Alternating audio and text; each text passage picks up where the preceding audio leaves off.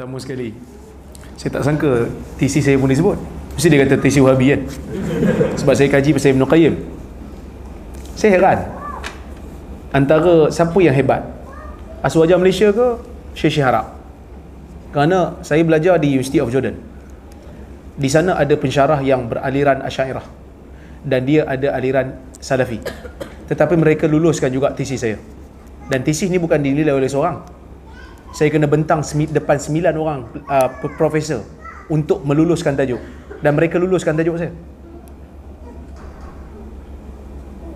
Dan saya sedih juga, satu buku yang ditulis oleh Syekh Muhammad Naim Yassin, guru saya, profesor di University of Jordan, PhD daripada Al-Azhar, tiba-tiba di ban dalam negara ni. Satu negeri dalam negara ni ban buku dia kerana dia kata tidak ahli sunnah.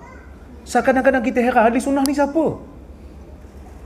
Adakah ahli sunnah ni sangat sempit? Kita memalukan diri kita. Tapi tak apalah. Doktrin ni, saya percaya kepada pendidikan. Islam tak pernah dikawal oleh kuasa, tetapi Islam dikawal oleh ilmu.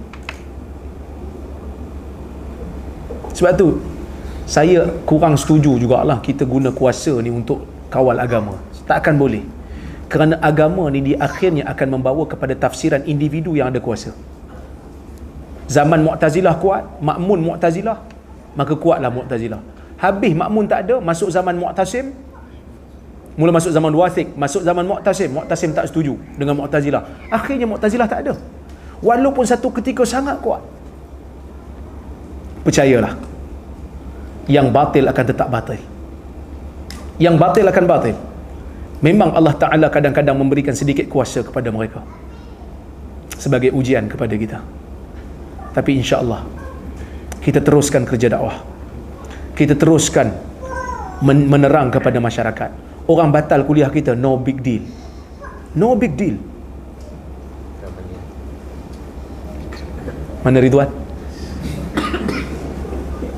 Program saya dibatalkan di Kelang 7 hari bulan. Sehari sebelum program batal. Bukan sehari sebelum, hari yang sama. Saya kata, hari yang batal, saya kata Alhamdulillah, hari ni aku boleh rehat.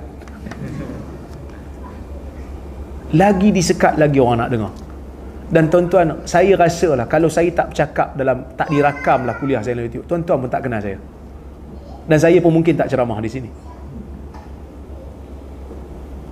Kita gunakan saluran yang ada. Kita bagi ilmu pada masyarakat. Kerana percayalah, kita tak menyebar kebencian, kita menyebarkan ilmu. Kita menyebarkan supaya orang bersatu padu.